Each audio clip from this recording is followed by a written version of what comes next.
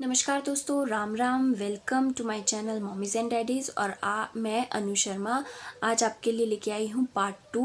जैसे कि मैंने पार्ट 1 में आपको कुछ पॉइंट्स बताए थे और मेरी ये वीडियो बहुत लंबी बनने वाली थी, इसलिए मैंने आपको ये पार्ट 2 में इसे डिवाइड कर दिया। तो आज मैं ये पार्ट 2 लेके आई हूँ और जिन्होंने मेरा पार्ट 1 नहीं देखा है वो पहले मेरा पार्ट 1 देखिए, ताकि उन्हें पता चले कि क्या ऐसे टिप्स हैं जो कि उन्होंने मिस कर दिए हैं। सो पार्ट 1 देखने के बाद आप पार्ट 2 देखिए कि मदर की केयर के लिए ऐसे कौन से टिप्स हैं जो फॉलो करना बहुत ज़्यादा ज़रूरी हैं। और अभी हम अपनी लास्ट वीडियो में पहुंचे थे कि हमें ब्रेस्ट केयर कैसे करनी है। अब मेरी नेक्स्ट वीडियो में है कि आपको मैं स्टार्ट करती हूँ स्टिचेस केयर से।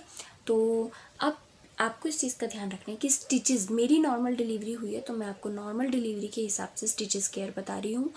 जिनका सी सेक्शन है वो प्लीज़ मेरी इस वीडियो को ध्यान रखें कि स्टिचेस केयर उनको अपने सी सेक्शन के हिसाब से करना है। मैं आपसे जो शेयर कर रही हूँ वो नॉर्मल के हिसाब से शेयर कर रही हूँ क्योंकि मेरी नॉर्मल डिलीवरी हुई। सो वैसे मेरी स्टिचेस केयर को अगर आप डिटेल में देखना चाहते हैं तो उसके लिए आप मेरी वीडियो को देखिए, क्योंकि मैंने एक स्टिचेस केयर पे स्पेशली एक वीडियो शेयर की हुई है और इन जो वीडियो मैं आपको बता रही हूँ उसका लिंक मैं डिस्क्रिप्शन बॉक्स में आपसे शेयर कर दूँगी। तो वैसे जो अगर मैं इन शॉर्ट आपको बताऊं तो स्टिचेस केयर के लिए आपको सबसे ज़्यादा ज़रूरी है वो आपको क्लीनिनेस रखनी है। आपको एंटीसेप्टिक सॉल्यूशन अपने थोड़े से कोसे पानी में या फिर थोड़े से गर्म पानी में आपको वो यूज डालना है और फिर आप उसके अंदर बैठ सकते हैं 5-10 मिनट के लिए। आपको बहुत रिलैक्स फील होगा। उसके बाद आप उसे ड्राई कीजिए और उस पर कोकोनट ऑयल लगाइए। बिलीव मी, कोकोनट ऑयल एक रामबाण इलाज है। बड़े से बड़े स्टिचेस भी उससे ठीक हो जाते हैं। मेरे स्टिचेस 11 डेज़ में ठीक हुए हैं। मैंने यही चीज़ें फॉलो की। मैं जब भी वॉशरूम यूज़ करती थी मैं एंटीसेप्टिक सॉल्यूशन को यूज़ करके उसे वॉश करती थी नीचे स्टिचेस वाले एरिया को और उसे बहुत क्लीन रखती थी। ड्राई करने के बाद मैं उस पर नारियल का तेल लगा देती थी। उसे थोड़ी हवा लगने दीजिए उस एरिया को, ताकि वो उसे थोड़ी हवा मिले। और ध्यान रखिएगा कि अगर आपको आपके स्टिचेस में खिंचाव आना शुरू हो जाता है तो इट मीन्स आपके स्टिचेस ठीक होने लग रहे हैं। तो आप उसे जितना हो सके उतना ज़्यादा उस पर नारियल का तेल लगाइए। बहुत आराम मिलता है। बिलीव मी, मुझे जब पेन होता था तो मैं सबसे ज़्यादा यही चीज़ करती थी। मुझे जब पेन उठता था, मुझे लगता था कि खिंचाव हो रहा है नीचे, तो मैं वॉशरूम जाती थी और एंटीसेप्टिक सॉल्यूशन को पानी में डालकर, थोड़े से गर्म पानी में डालकर फिर उसे यूज़ करती थी और फिर उसके बाद मैं नारियल का तेल लगा लेती थी। मुझे बहुत अच्छा महसूस होता था। मैंने बहुत जल्दी रिकवर किया है और मैं आपसे भी ये कहती हूँ आप ऐसा ही करना। आप देखना कि आप बहुत जल्दी रिकवर करेंगे। और अगर आप इससे भी ज़्यादा डिटेल में चाहते हैं तो आप मेरी स्टिचेस केयर वीडियो को ज़रूर देख सकते हैं। आपको उसमें पूरी डिटेल में इंफॉर्मेशन मिल जाएगी। Okay, so next come here कि आपको अपने पेट को आफ्टर डिलीवरी बांधना है और आपको वो किस तरह से बांधना है। सो उसकी वीडियो मैं आपसे एक अलग से शेयर करूँगी। बट आपको इस चीज़ का ध्यान रखना है कि जो हमारा पेट है, बेबी होता है इस पेट में और हमारा पेट काफ़ी बाहर को होता है। तो जब बेबी बाहर निकलता है तो वो पेट पूरी तरह से अंदर नहीं जाता है। तो पेट को आप वापस पहले की तरह वापस अंदर करने के लिए आपको बांधना होता है। और वो कैसे बांधना होता है उसकी मैं आपसे एक वीडियो शेयर करूँगी।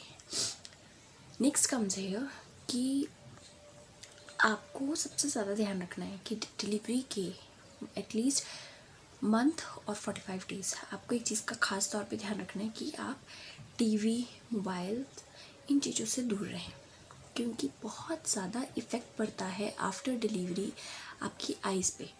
सो अगर आप मोबाइल यूज़ करोगे, टीवी देखोगे तो अभी तो आपको लगेगा कि कुछ भी नहीं है, सब कुछ ओके है, मैं तो बिल्कुल ठीक हूँ।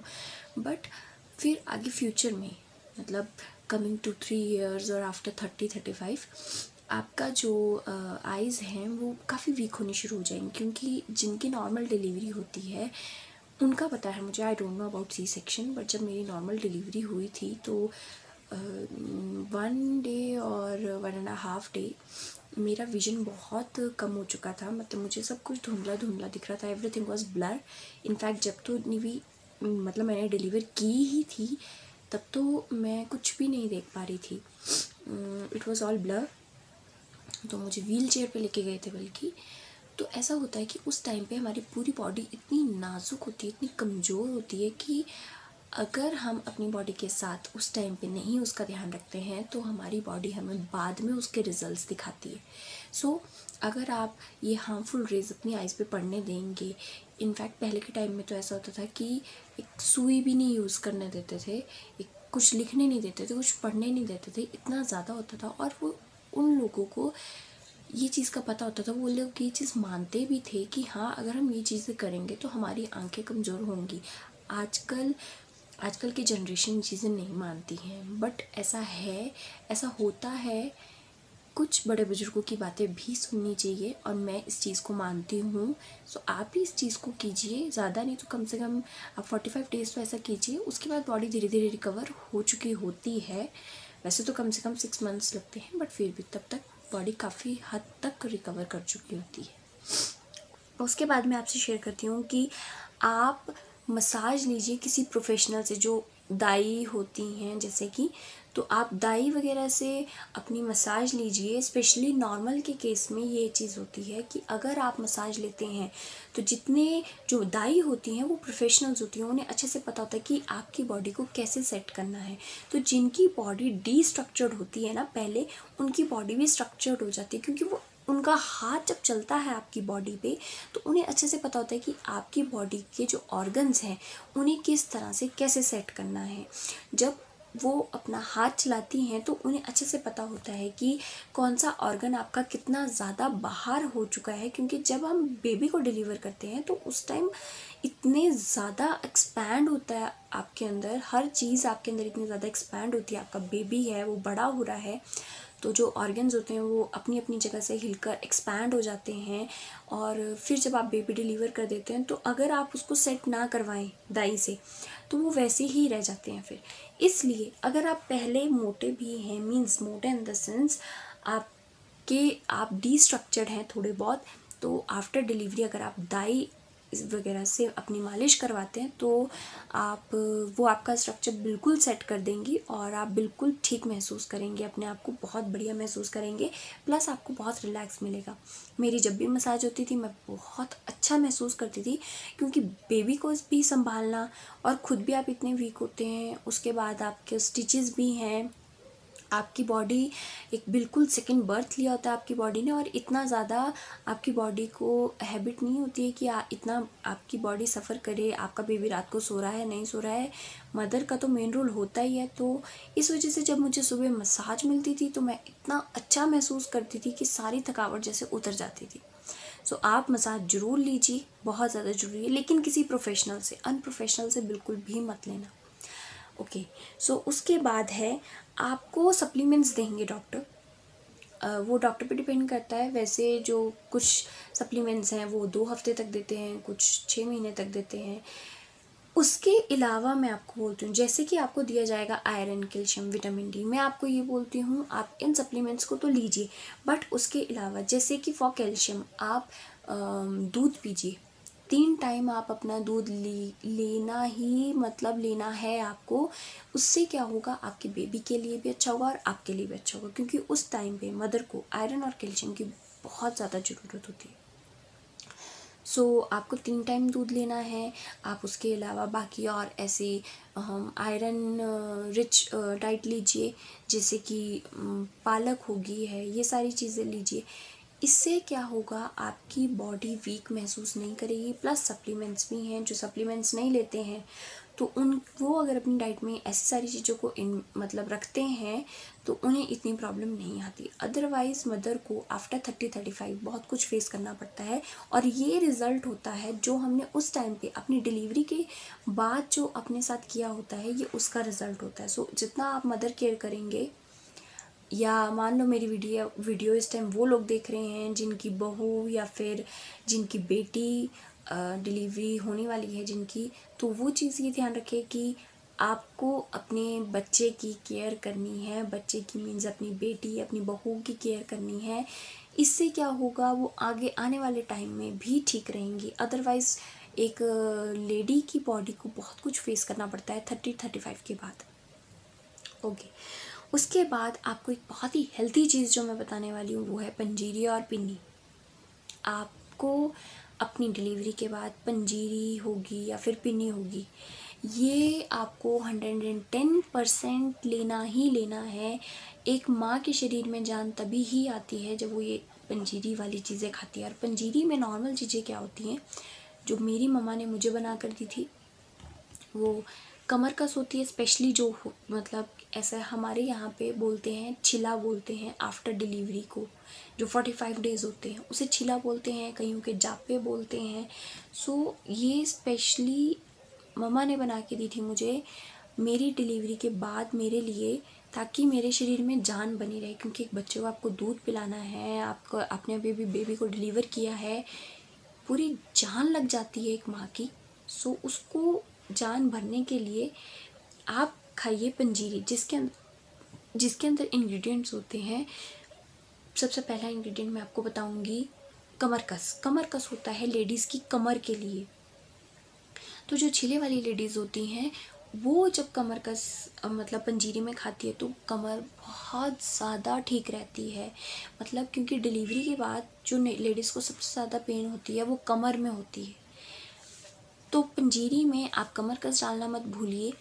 उसके बाद है ड्राई फ्रूट्स। ड्राई फ्रूट में आप बादाम ले लीजिए, काजू ले लीजिए और आप दाखें ले लीजिए। ये सारी चीज़ें जो और भी ड्राई फ्रूट्स होते हैं वो इसमें डलते हैं। उसके बाद आपको इसके अलावा जो लेना है, कमरकस के अलावा अलसी डालिए आप अपनी उसमें, ठीक है। ये चीज़ें आपको अपनी पंजीरी में ऐड करनी है। और सीरियसली आपको पंजीरी कम से कम 1 महीने 2 महीने तो खानी ही खानी है। माँ के शरीर को जान मिलेगी तभी बच्चे को जान लगेगी। ये चीज़ आपको ध्यान रखनी है। ओके, उसके बाद है, ध्यान रखिएगा कि 45 डेज़ तक आप कोई भी ऐसा वैसा खाना मत खाइए जिससे बच्चे को भी प्रॉब्लम हो और आपको भी प्रॉब्लम हो। क्योंकि उस टाइम जो बॉडी बहुत ज़्यादा कमज़ोर होती है, बच्चे का तो डाइजेस्टिव सिस्टम अभी बना भी नहीं होता है। और जो स्पेशली ब्रेस्ट फीडर्स होते हैं वो, उन बच्चों को तो ये प्रॉब्लम बहुत आती है कि अगर मदर कुछ ऐसा फूड खाती है, जंक फूड खाती है, तो वो बच्चा, उसके पेट में बहुत ज़्यादा दर्द होती है। क्योंकि मदर से डायरेक्टली लिंक्ड होता है बेबी। माँ का जो दूध बन रहा है जिस चीज़ से, वही बच्चा ले रहा है, तो बच्चा बहुत कुछ फेस करता है। सो आपको हेल्थी चीज़ें खानी है। आपको ये चीज़ ध्यान रखनी है कि आप 45 डेज़ के अंदर हर चीज़ खाएंगे, बट हेल्थी चीज़ें खाएंगे और थोड़ा थोड़ा करके शुरू करेंगे। आपको स्टार्टिंग में आपके घर वाले बहुत ऐसी चीज़ें देंगे, मूंगी की दाल होगी और हलवा हो गया, दलिया हो गया, ये चीज़ें देंगे। बट उसके बाद धीरे धीरे आपको खाना देना शुरू करेंगे। वो चीज़ें आपको धीरे धीरे स्टार्ट करनी है, लाइक 1 चम्मच 2 चम्मच। और फिर उसके बाद आप 45 डेज़ तक इस चीज़ को करेंगे और आप देखेंगे कि आप भी डाइजेस्ट कर पाएंगे और आपका बेबी बहुत ईजिली डाइजेस्ट कर पाएगा। सो आपको ऐसा नहीं है कि नहीं खाना है, 45 डेज़ के अंदर आपको खाना ही खाना है, हर खाना शुरू कर देना है, बट थोड़ा थोड़ा करके शुरू करना है।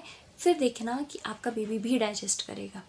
उसके बाद है, आपको अपना पोस्चर करेक्ट रखना है। पोस्चर करेक्ट कैसे रखना है, स्पेशली जो प्रॉब्लम्स फेस करती हैं लेडीज़, जब स्टिचेस लगते हैं तो वो बेबी को फीड करवाती है ना, वो अलग अलग पोस्चर्स में फीड करवाती है, विच इज़ नॉट गुड।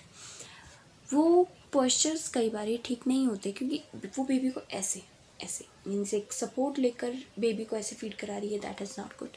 आपको सपोर्ट लेना है, बट आप ये चीज़ का ध्यान रखें कि आपका बेबी इस पोजीशन में होना चाहिए, दिस पोजीशन। ऐसे ना हो कि आप अपने बेबी को दूध पिला रहे हैं, वो इस पोजीशन में है, या फिर बेबी का सर डाउन है, उसकी टांगे ऊपर को हैं। नहीं, आपको अपनी बैक पे सपोर्ट लेना है, लेकिन ध्यान रखिएगा कि आपको भी सीधे बैठना है। ज़्यादा देर नहीं बैठना है, क्योंकि जब स्टिचेस में आप ज़्यादा देर बैठते हैं तो वो बहुत पेनफुल रहता है। सो आपको ज़्यादा देर नहीं बैठना है। उसके बाद आपको ये चीज़ ध्यान रखनी है कि आप जब भी अपने बेबी को फीड कराएं तो बेबी का सर थोड़ा सा उसकी बॉडी से ऊपर होना चाहिए, ताकि दूध नीचे को जाए, ऐसे जाए। अगर दूध ऐसे जाएगा, या फिर दूध आप अपने बेबी का सर नीचे को रख रहे हैं, टांगे थोड़ा ऊपर को हैं, तो ध्यान रखिएगा कि आपका बेबी स्पिट अप करेगा। इस चीज़ का आपको ध्यान रखना है। थर्ड थिंग इज़, आपको ये चीज़ ध्यान रखना है कि आप अपने बेबी को जब आफ्टर डिलीवरी फीड करवाते हैं तो आपका पॉस्चर ऐसा ना हो कि आपको पेन होनी शुरू हो जाए। सो आपको प्रेशर नहीं डालना है अपने स्टिचेस पे, ओके। उसके बाद है आपको एक्टिव रहना है। आपको एक्टिव इसलिए रहना है क्योंकि जिस टाइम पे आपका अभी आपने डिलीवर करा है बेबी, उसके बाद आपको 1 से 2 दिन में अगर आपका सी सेक्शन भी हुआ होता है तो डॉक्टर आपको बोलते हैं कि आप थोड़ा थोड़ा चलो। सो नॉर्मल में तो कुछ भी फील नहीं होता है, कुछ भी फील नहीं होता, पेन बाद में होता है, बट वैसे आप सब कुछ कर पाते हैं, ईजिली चल पाते हैं, दूध पिला पाते हैं, हर एक चीज़ कर पाते हैं अपने बेबी का। सो आपको ध्यान रखना है कि आप स्टिचेस में चलेंगे, नॉर्मल स्टिचेस में आप धीरे चलेंगे पर धीरे चलेंगे। और ध्यान रखना है कि आप क्रॉस लेग करके ना बैठें, आपको चौकड़ी मार के नहीं बैठना है। स्टिचेस खुलने का डर होता है। जब आपको लगे कि आपके स्टिचेस अकड़ रहे हैं तो उसमें नारियल का तेल लगाना है। आपको ये नहीं करना है कि आपने अभी बेबी डिलीवर किया है और आप बस रेस्ट कर रहे हो। You have to take rest, but आप छोटा काम भी कर सकते हैं। इनफैक्ट आप नेक्स्ट डे से ही सारा काम करना, आपको लगेगा मैं बिल्कुल ठीक हूँ, मैं सारा काम कर सकती हूँ। आपको सारा काम नहीं करना है, बट आपको छोटा काम करना है। ध्यान रखिए ये छोटी बातें हैं। अगर आपने इन छोटी बातों का ध्यान रख लिया तो आपने अपनी केयर कर ली, और इनफैक्ट आपको फ्यूचर में भी इसका फ़ायदा होने वाला है। अगर आपने नहीं इस चीज़ का ध्यान रखा तो आप फ्यूचर में बहुत सफ़र करने वाले हैं। सो आपके ऊपर डिपेंड करता है, आपके बड़े बुजुर्गों पे डिपेंड करता है कि आपकी केयर कितनी होती है। गाइस प्लीज़ मेरी इन टिप्स को ज़रूर फॉलो करना। और लास्ट में मैं आपको इस ज़रूर कहना चाहूँगी कि ये जितना भी मैंने बताया वो आपको 45 डेज़ तक बहुत ध्यान रखना होगा, क्योंकि 45 डेज़ में बॉडी रिकवर हो जाती है, बहुत हद तक हो जाती है। मेरी वीडियो अगर आपको अच्छी लगी हो तो प्लीज़ इसे लाइक कीजिए, शेयर कीजिए। मत भूलना कि गाइस आपके सपोर्ट के बिना हम कुछ भी नहीं हैं। आप सपोर्ट करेंगे तो ही हम आगे बढ़ पाएंगे। प्लीज़ मेरी वीडियो को लाइक कीजिए, मुझे बहुत मोटिवेशन मिलती है और वीडियोस बनाने में बहुत ज़्यादा इंटरेस्ट आता है। बहुत दिल से वीडियोस बनाती हूँ। प्लीज़ मेरी वीडियोस को लाइक कीजिए और अपना सपोर्ट दीजिए। Thank you.